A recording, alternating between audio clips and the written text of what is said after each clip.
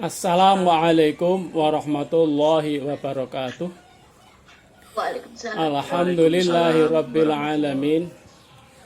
Wassalatu wassalamu ala ashrafil anbiya'il mursalin. Allahumma salli wa sallim ala Muhammadin wa ala alihi wa ashabi ajma'in, amma ba'du. Bapak Rektor yang saya hormati, Bapak-bapak pejabat di lingkungan Unimus yang saya hormati, keluarga besar Universitas Muhammadiyah Semarang yang saya hormati, wabil khusus sahibul musibah Ibu Sri Penny yang saya hormati, yang sedang diagungkan pahalanya oleh Allah Subhanahu wa Ta'ala karena keikhlasannya dengan tindakan Allah memanggil dalam keadaan husnul khotimah. Amin ya rabbal alamin. Alhamdulillah, pada saat ini dulu ya, supaya otentik apa yang saya sampaikan ini. Ya, jadi ketika Rasulullah Shallallahu Alaihi Wasallam itu memperoleh wahyu, ya, wa anzir ashiratakal aqrabin,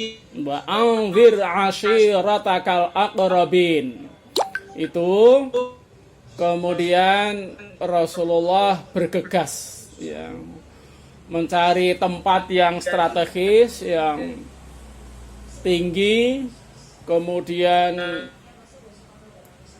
berteriak keras, memanggil keluarga-keluarga, tetangga, semuanya itu dengan sabdanya demikian. Ya ma'syara Quraisyin, au kalimatan nahwaha. Jadi seruannya, wahai para tokoh-tokoh Quraisy, wahai para kaum Quraisy, atau kalimatan yang sepadan dengan itu, gitu. Nah, itu suruhnya ishtaru anfusakum la aghni ankum minallahi syai'a. Belilah dirimu karena aku tidak mempunyai hak sedikit pun atas kamu dari Allah sama sekali. Nah, gitu ya. Itu kepada kaum Quraisy. Ya Bani Abdi Manaf, wahai keluarga keturunan Abdi Manaf, la aghni ankum minallahi syai'a. Aku tidak mempunyai daya sedikit pun di hadapan Allah untuk kamu. Ya Abbas bin Abdul Muttalib, wahai Abbas bin Muttalib, ini pamannya, la aghni anka minallahi syai'a. Aku tidak mempunyai daya sedikit pun di hadapan Allah untuk kamu. Ya Bani Abdi Manaf, wahai keluarga besar Abdi Manaf, la aghni ankum minallahi syai'a. Aku sama sekali tidak mempunyai daya di hadapan Allah untuk kamu semua. Ya Abbas bin Abdul Muttalib, wahai Abbas bin Abdul Muttalib, la aghni anka minallahi syai'a. Aku tidak mempunyai daya sama sekali atau sedikit pun di hadapan Allah untuk kamu. Wa ya Safiyatu ammata Rasulillah, dan engkau wahai Sofiyah, bibi Rasulullah Sallallahu Alaihi Wasallam, la aghni anki minallahi syai'a. Aku tidak mempunyai hal sedikit pun di hadapan Allah untuk kamu. Wa ya Fatimatu binta Muhammadin, dan wahai engkau Fatimah, anak putri Muhammad, salini masyiti mimali, mintalah kamu kepadaku harta benda apa yang kamu inginkan.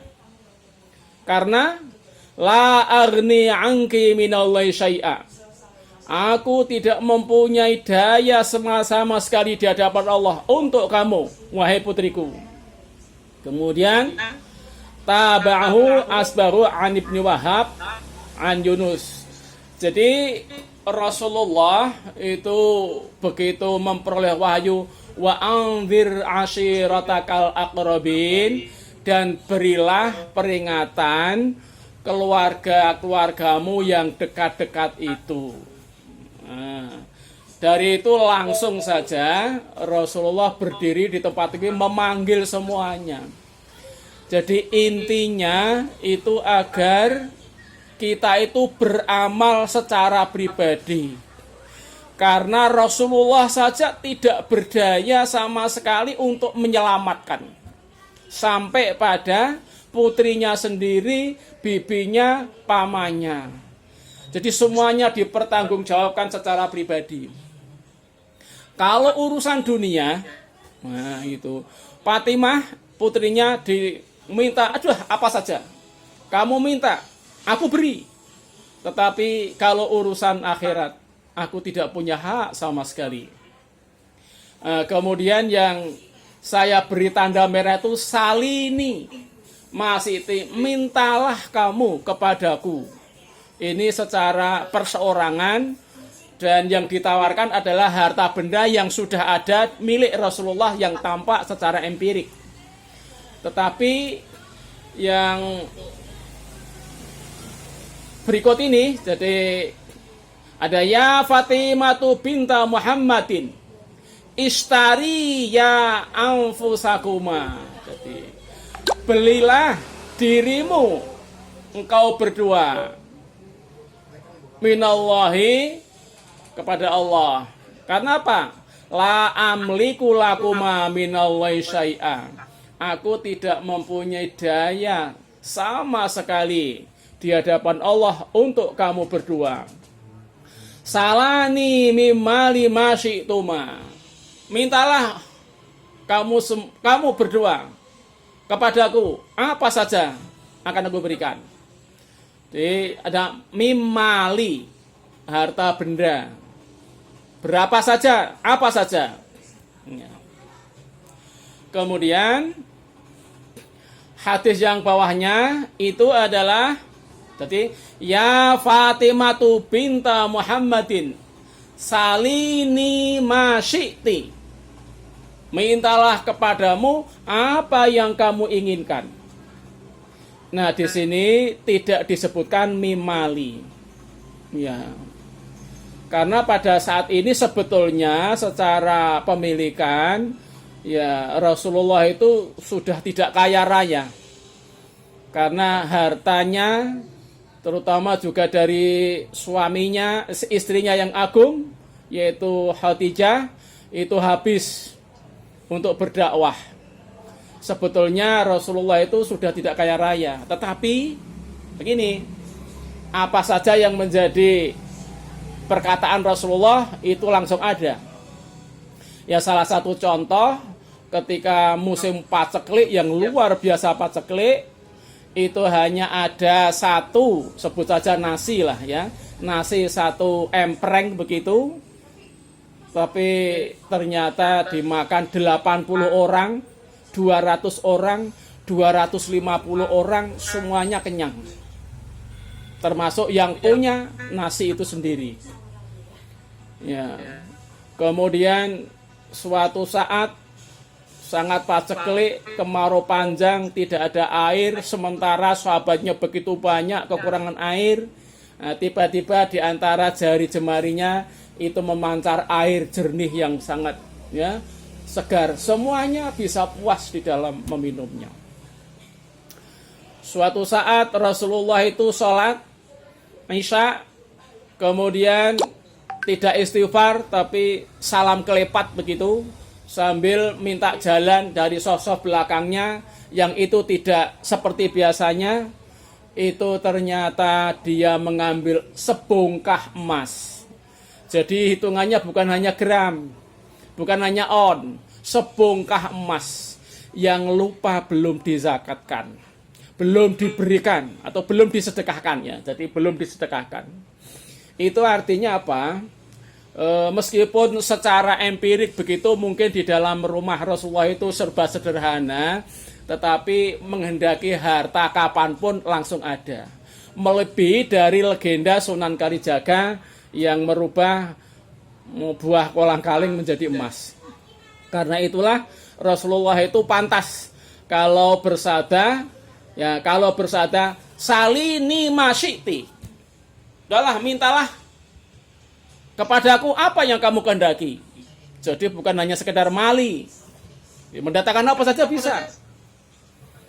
Tetapi dalam rangka hubungannya dengan Allah, Rasulullah bersabda, la agni angki. Kalau dalam bahasa Mbah Kiai itu, la agni, aku ora iso semugih angki marang seliramu wahai Fatimah minallahi saking Allah syai'an babar blas. Jadi kalau dimaknani model pesantren itu la agni ora iso semugih sapa ingsun angki maring sira Fatimah minallahi saking Allah syai'an sawiji-wiji atau babar blas. Sehingga diterjemahkan di dalam bahasa kita ini, ya, aku tidak mempunyai hak sedikit pun di hadapan Allah untuk kamu. Ya, ini adalah motivasi Rasulullah agar kita itu benar-benar beramal. Jadi tidak menjaga kekiriman. Ya, biasanya nek gini lah terus satu malam, malam kedua, malam ketiga, 5, 6, 7 mengirim semua. Ya tolonglah, jadi warga kita semua janganlah sayun lillahi lahul fatihah itu jangan. Ya. Karena tidak ada ceritanya Khadijah itu wafat, lalu Nabi Muhammad itu kirim fatihah kepada Khadijah. Sayun lillahi lahul fatihah tidak ada. Kemudian ketika Rasulullah itu sudah wafat, itu juga tidak ada riwayatnya Fatimah, Ali bin Abi Thalib, Abu Bakar maupun para sahabat itu pada kirim Fatihah kepada Kanjeng Nabi juga tidak ada. Maka juga tidak ada ceritanya ketika Abu Bakar As-Siddiq itu wafat, lalu khalifah digantikan oleh Umar bin Khattab, lalu Umar mengadakan gerakan untuk kirim Fatihah juga tidak ada. Ketika Umar bin Khattab wafat, khalifah dijabat oleh Utsman bin Affan, lalu tidak ada ceritanya baik pribadi maupun gerakan di istana itu untuk kirim Fatihah kepada Kanjeng Nabi Muhammad. Tidak ada juga ceritanya ketika Utsman bin Affan itu wafat, lalu khalifah dijabat oleh Ali bin Abi Thalib, kemudian Ali itu menyelenggarakan kirim Fatihah bersama, itu tidak ada. Bahkan sampai generasi terus, generasinya itu tidak ada. Tetapi yang ada adalah mendoakan. Ya, doa itu paling utama adalah doa istighfar, doa untuk memohon ampunan kepada yang sudah meninggal. Ya, dalam satu contoh doa yang dituntun oleh Allah itu adalah a'udzubillahi minasyaitonirrajim. Rabbana ighfir lana wa li ikhwanina alladzina sabaquna bil iman. Nah, wala taj'al fi qulubina ghillan lilladzina amanu rabbana innaka ra'ufur rahim. Itu adalah doa yang dituntunkan oleh Rasulullah mendoakan kepada saudara-saudara yang mendahului kita.